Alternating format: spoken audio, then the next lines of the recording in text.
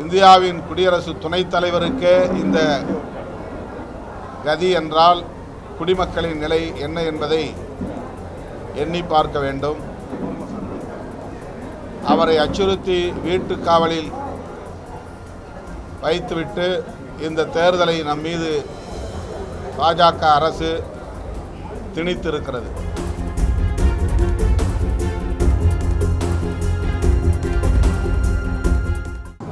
இந்த தேர்தலை பாஜக அரசு வலிந்து திணித்திருக்கிறது.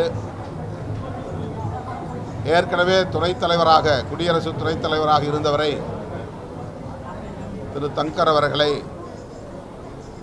அச்சுறுத்தி பணி விலக வைத்திருக்கிறார்கள். இப்போது வீட்டு காவலில் சிறை வைத்திருக்கிறார்கள்.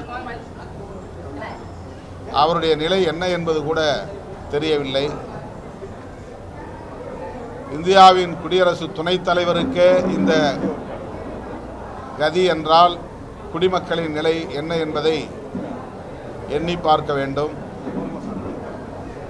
அவரை அச்சுறுத்தி வீட்டு காவலில் வைத்துவிட்டு இந்த தேர்தலை நம் மீது பாஜக அரசு திணித்திருக்கிறது.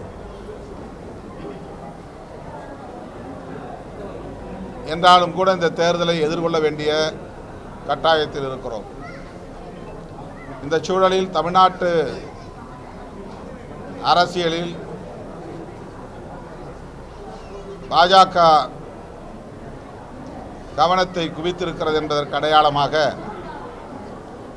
மராட்டிய மாநிலத்தின் ஆளுநராக இருந்த தமிழகத்தை சார்ந்த சிபி ராதாகிருஷ்ணன் அவர்களை வேட்பாளராக அறிவித்திருக்கிறார்கள். உடனே தமிழர் ஒருவரை குடியரசு துணைத் தலைவராக ஆக்குவோம் என்று சிலர் இங்கே குரல் எழுப்ப ஆரம்பித்திருக்கிறார்கள். தமிழ்நாட்டுக்கான துணைத் தலைவர் பதவி அல்ல இது, இந்தியாவுக்கான துணைத் தலைவர் பதவி. எனவே இதில் தமிழர் என்கிற அடையாளம் முன்னிறுத்தப்படுவதிலே எந்த பொருளும் இல்லை. பாஜகவா பாஜக அல்லாத ஜனநாயக சக்திகளா என்றுதான் அணுக வேண்டிய தேவை உள்ளது. ஏற்கனவே குடியரசு துணைத் தலைவராக இருந்தவரை ஏன் பதவி விலக வைத்தார்கள்? எதற்காக அவரை வீட்டு சிறையில் முடக்கி வைத்திருக்கிறார்கள்? அவர் வீட்டை சுற்றி இராணுவ படையை சார்ந்தவர்களை, இராணுவ வீரர்களை ஏன் காவலுக்கு வைத்திருக்கிறார்கள்? இந்த கேள்விகளுக்கெல்லாம் நாம் விடை காண வேண்டிய தேவை இருக்கிறது. அவர்கள் தேர்ந்தெடுக்கிற குடியரசுத் தலைவராக இருந்தாலும் குடியரசு துணைத் தலைவராக இருந்தாலும் அவர்களை அச்சுறுத்தும் அளவுக்கு பாஜக மற்றும் பாஜக அரசுக்கு துணிச்சல் இருக்கிறது அல்லது அதிகார ஆணவம் இருக்கிறது என்பதை கருத்திலே கொண்டு அவர்களின் கட்டுப்பாட்டிலே போய் சிக்கிக்கொள்ளாத வகையில் சுதந்திரமாக அரசமைப்பு சட்டத்தை பாதுகாக்கக்கூடிய வலிமையுள்ள ஒருவரை குடியரசு துணைத் தலைவராக தேர்ந்தெடுக்க வேண்டும்.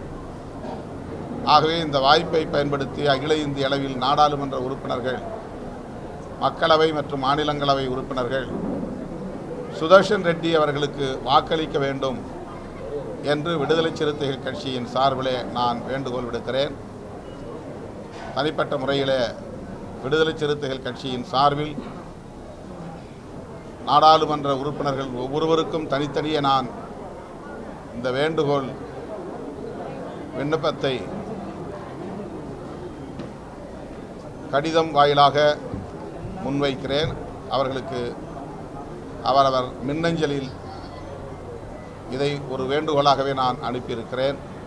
ஆகவே இந்த தேர்தல் வெறும் வழக்கமான சராசரியான தேர்தல் என்று கருதாமல் தங்கர் அவர்களுக்கு நேர்ந்திருக்கிற நெருக்கடி நிலையை கருத்தில் கொண்டு நாடாளுமன்ற உறுப்பினர்கள் சுதந்திரமாக சிந்தித்து சுதர்ஷன் ரெட்டி அவர்களுக்கு வாக்களிக்க வேண்டும் என்று மீண்டும் வலியுறுத்துகிறேன்.